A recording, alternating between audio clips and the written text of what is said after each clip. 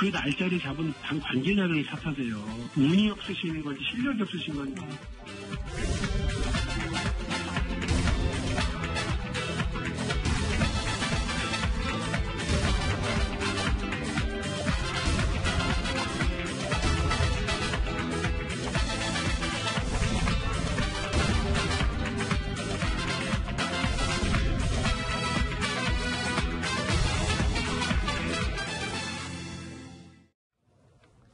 자유한국당이 오는 27일 새 지도부 선출을 위한 전당대회를 앞두고 있죠.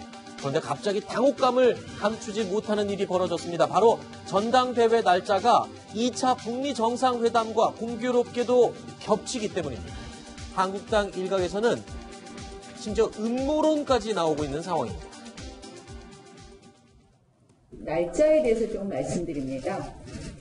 지난번 지방선거 때 신부풍으로 재미를 봤다고 생각합니다. 이 정부는. 전당대회 날짜하고 공교롭게 겹친 것에 대해서 여러 가지 해석이 있습니다. 이것이 의심이기를 바랍니다. 지난 지방선거 때 신부풍으로 재미 본 정부 여당이 만약에 혹여라도 내년 총선에서 신부풍을 계획한다면 아서라 하지 말아라 라고 말씀드리고 싶습니다.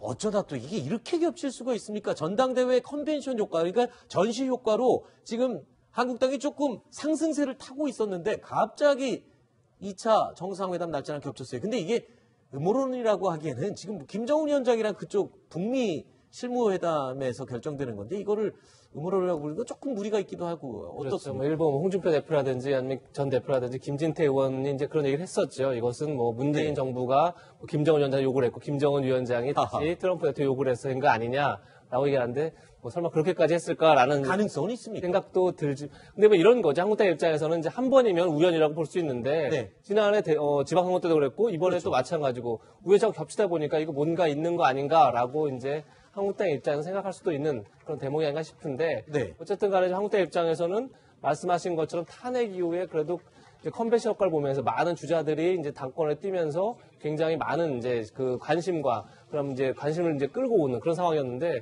결국은 2월 27일 전당대회 날이 북미 정상회담으로 묻혀버리면 컨벤션 효과를 누리긴 참 힘들겠다 이런 생각이 듭니다. 예.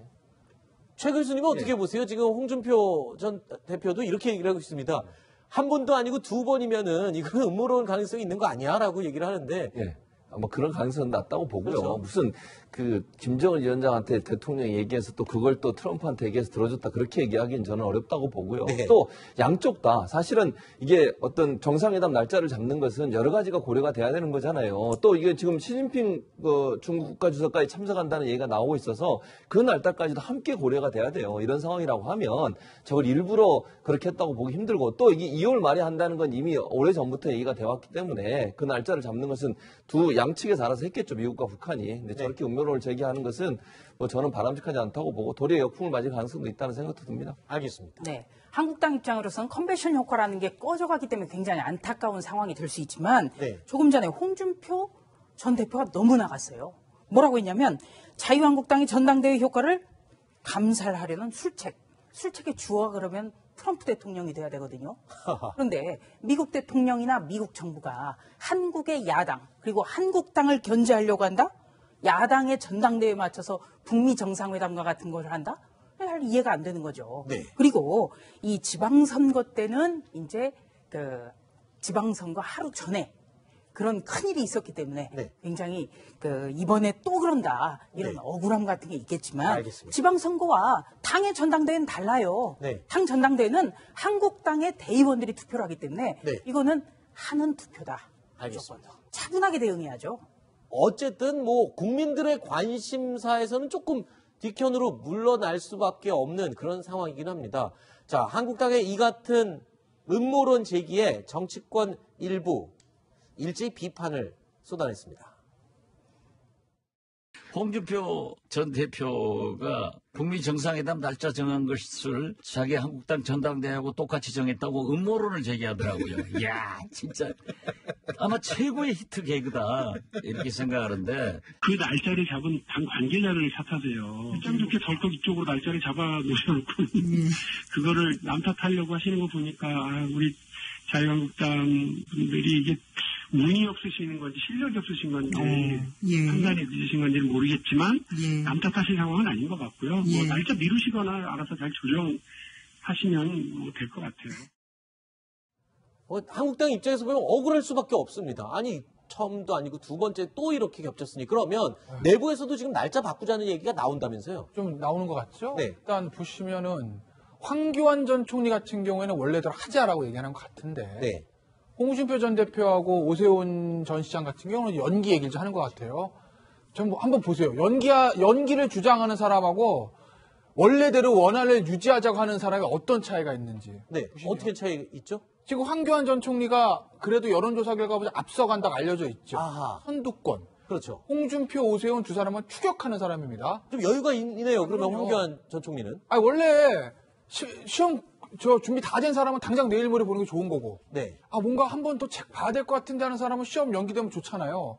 똑같은 거죠. 그러니까 홍준표 전 대표하고 오세훈 전 시장 입장에서 보면 어찌됐든 간에 지금 황교안 전 총리 앞서가고 그걸 추격하는 입장에서 뭔가 시간을 좀 더 있는 것이 본인들의 어떤 그 표심을, 당원들의 표심을 끌어들이는데 조금 여유가 있다고 생각하겠죠? 네. 그런데 지금 이게 문제가 딱 걸렸어요. 그러니까 홍준표 전 대표 입장에서 보면 두 가지 노림수가 있는 거죠. 전당대회 연기를 하자 그러면 첫째, 문재인 대통령, 홍준표 전 대표 생각입니다. 문재인 대통령, 김정은, 커넥션이 있는 것 같은 걸? 이러한 일종의 음모론을 던짐으로써 당원들하고 정말 현 정부는 너무 북한에 경도돼 있는 거 아니야? 이런 어떤 움직임을 좀 만들려는 거 하나. 두 번째, 요거를 기점으로 해가지고 기화로 해가지고 전당대회 연기하게 되면 본인이 어떤 표심을 모아서 붐업을 할 시간이 생긴다는 두 가지. 아마 이 두 가지를 노리고 홍준표 전 대표가 저걸 아마 세게 치고 나오는 것 같고 오세훈 전 시장도 어쨌든 시간이 좀 필요한 건 사실이니까 거기에 약간 동조하는 측면들이 있죠. 네. 황교안 전 총리야 빨리 하는 게 좋을 거고요. 그러니까 원하는 대로 하자고 하는 거고요. 자, 그런데요. 이런 상황에서 현재 한국당 당권 주자들 사이에는 박근혜 전 대통령이 최대 화두로 떠올라서 이목이 집중되고 있습니다. 국민적 심판이었던 탄핵, 더는 부정하지 맙시다. 불행히도 대통령으로서 박근혜는 국민들과 당원들의 바람에 큰 실망을 안겨드린 게 사실입니다. 이제 우리는 정치인 박근혜를 넘어서야 합니다. 그러나 박 전 대통령을 극복할 수 있어야 보수 정치는 부활할 수 있습니다. 이제 박근혜, 이름 세 글자를 표를 얻기 위한 수단으로 의지하지 말아야 합니다. 그런 프레임으로 걸어 들어가는 순간 총선은 참패입니다. 지금 이제 국민들이 또 여러 가지 의견들을 내놓고 좀 방금 그런 의견들도 적지 않지 않습니까?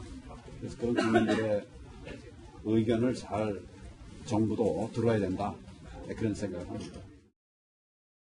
자, 한국당 당권 주자들 사이에서 하루 걸러 한 번씩 지금 박근혜 전 대통령을 언급하고 있어요. 물론 석방의 찬성이냐 반대냐의 입장만 좀 다를 뿐이지 계속 화두가 되고 있습니다. 먼저 시작한 거는 지금 홍준표 전 대표예요. 그렇죠? 그렇습니다. 각 이제 당권 주자가 입장이 좀 미묘하게 엇갈리고 있죠. 홍준표 전 대표는 얘기한 것처럼 가장 먼저 박근혜 전 대통령의 석방을 가장 먼저 얘기를 했습니다. 네. 그리고 오세훈 전 시장은 아까 보신 것처럼 탄핵을 부정 말자, 박근혜를 넘어서자. 그래서 아무래도 탄핵이 이제 그 부정적인 석방의 부정적인 입장을 밝혔고 황교안 전 총리 거기 약간 중간에서 좀 그렇죠.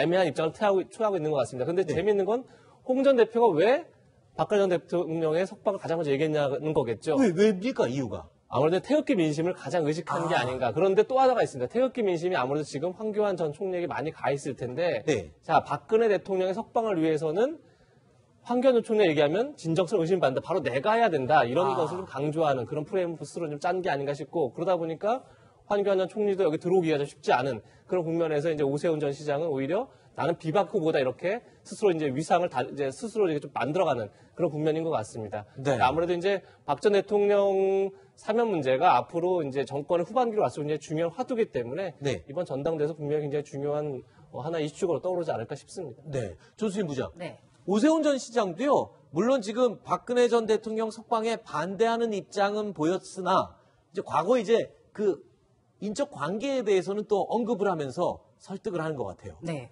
오늘 그 출마 기자회견에서 박 전 대통령과는 애증이 있다. 이렇게 얘기를 하면서 인연을 소개를 했습니다. 그러니까 2011년 무상급식 투표 때는 당에서 전혀 도와주질 않아서 굉장히 섭섭했다. 이런 얘기고요. 자신이 처음으로 서울시장 도전했을 때 이 서울시장 선거를 위해서 박근혜 대통령이 나섰다가 호떡할 테러를 당했습니다. 특히 여성 정치인에게 얼굴에 테러를 당했거든요. 네. 그 일을 거론하면서 두고두고 갚아야 할 신세다. 이렇게 이야기를 했습니다. 네. 이 보수가 결집하기 위해서 이렇게 박근혜 전 대통령을 언급하는 것이다.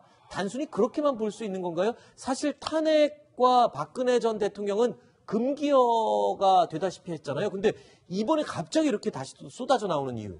이게 지금 자유한국당의 어려운 상황을 딱 단적으로 보여주는 거라고 봐요, 저는. 네. 탄핵 문제가, 죄송합니다. 사면 문제가 나온 게. 자유한국당에 그런 얘기들이 있어요.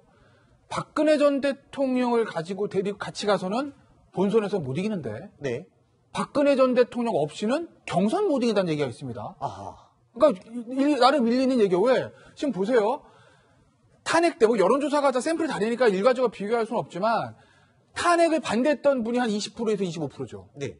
홍준표 전 대표 대선 득표율이 20에서 25%죠. 네. 지금 자유한국당 지지율이 25%에 좀 안쪽으로 있습니다. 그건 뭐냐면 박근혜 전 대통령의 탄핵에 반대했던 분이 홍준표 대표를 대부분 찍었고 그분들이 아직도 자유한국당 지지자가 남아있는 겁니다. 네. 다른 그 외에 예전 새누리당 지지자들은 아직까지 떠나서 돌아온 사람들이 없어요. 그러면 당내 선거에서 어떨까요? 당내 선거에서 과연 박근혜 전 대통령을 버리고 이길 수 있느냐? 쉽지 않다는 계산 나오죠. 네. 그러면 당선됐다 갑시다. 당대표든 뭐든 뭐 총선, 경선 후보든 본선 나가면 어떻게 돼요? 25% 30%라 이깁니까? 못 이깁니다. 네. 그게 자유한국당의 직면하고 있는 박근혜 전 대통령의 딜레마인데 네.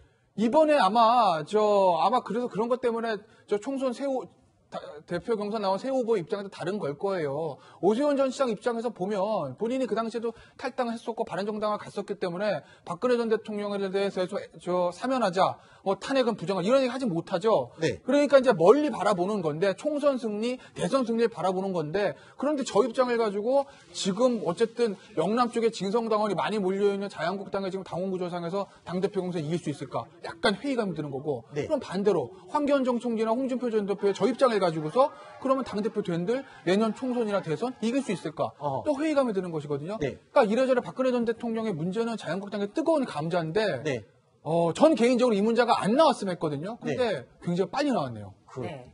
이 전당대회 선거인단 구조를 일단 좀 설명을 드려야 될 것 같은데요. 네. 선거인단이 전체 30만 명 정도인데 이 30만 명 중에 대구 경북에만 9만 8천 명이 몰려 있습니다. 네. 그러니까 대구 경북을 잡는 자가 이기는 거예요. 어허. 그런데 대구 경북이 지금 문재인 정부에 대해서 굉장히 비판 여론이 높아지고 있다고 하고 또 지난주 금요일 날 김경수 경남지사가 드루킹과의 공모 관계가 입증을 하는 그런 선고가 나면서 네. 대구 경북의 여론이 박근혜 전 대통령에게 굉장히 동정적으로 돌아서고 있다. 아하. 이런 이야기가 들립니다. 알겠습니다. 자, 이런 가운데 오세훈 자유한국당 국가미래특별위원장이 오늘 조금 전에 잠깐 언급을 했지만 영등포 당사에서 전당대회 출마표를 던졌습니다. 자신과 단일화를 언급한 홍준표 전 대표를 향해서는 발끈하고 나섰습니다. 양쪽 책 출판 기념회에 핵심 참모들이 교차로 축하하러 간 사실만 있습니다. 그것을 침소봉대해서 지나치게 부풀려서 출마 선언 날 아침에 그런 보도가 나오도록 한 홍준표 대표의 정치적 감각에 대해서 저는 참으로 개탄을 금할 수가 없습니다. 제가 출마 선언문에 불안한 후보다라는 표현을 썼습니다. 그분의 행태가 바뀐 것도 없습니다. 또 한 번도 검증된 적이 없는 분입니다. 조금도 검증이 되지 않은 사람입니다. 간판으로 선택하는 것은 확실히 내년 총선을 앞두고 위험을 감수하는 일이다.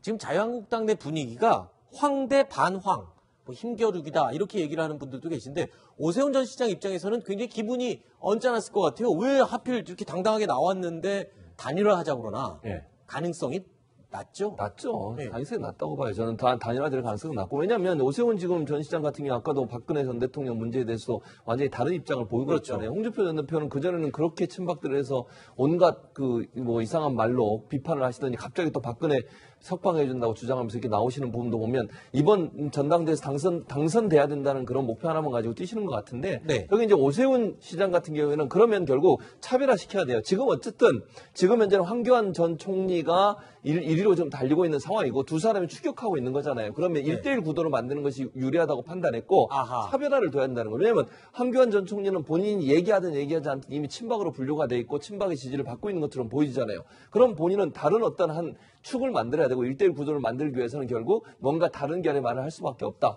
네. 이런 차원에서 본다고 하면 오세훈 전 시장의 저런 발언들은 승부수를 던진 거고 홍준표 전 대표 차별화를 통해서 황교안 전 총리와 1대1 구조로 가려는 의도를 갖고서 한 발언이 아닌가 이런 생각이 듭니다.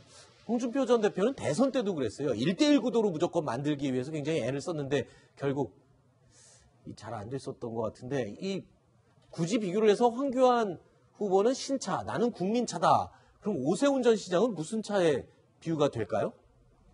오 전 시장은 이제 논외로 친 거죠, 어떻게 보면. 네. 그러니까 본인은 어쨌든 굉장히 오랫동안 정치를 하면서 당대표를 2번이나 했었고, 그래서 현 당을 지금 끌고 가고 개혁할 수 있는 유일한 사람이다. 이런 걸 강조한 거고, 이제 황교안 전 총리는 신차다 비유한 것 자체가 정치 신인들에 대한 어쨌든 기대감이 항상 크지 않았습니까? 우리 국민들이. 그래서 늘 이제 선거 때마다 신인들에게 반짝 이제 주목하는 효과가 있었는데 결국 거기까지다라는 걸 좀 강조하려고 이제 저런 비유를 쓴 게 아닌가 싶습니다. 차를 좋아하시는 분들은 금방 또 알아들으실 것 같아요. 신차는 검증이 안 됐고 국민차는 검증이 돼서 널리 국민들이 많이 이용하는 그런 차다. 뭐 이런 의미를 담아서 이야기를 한 것 같습니다.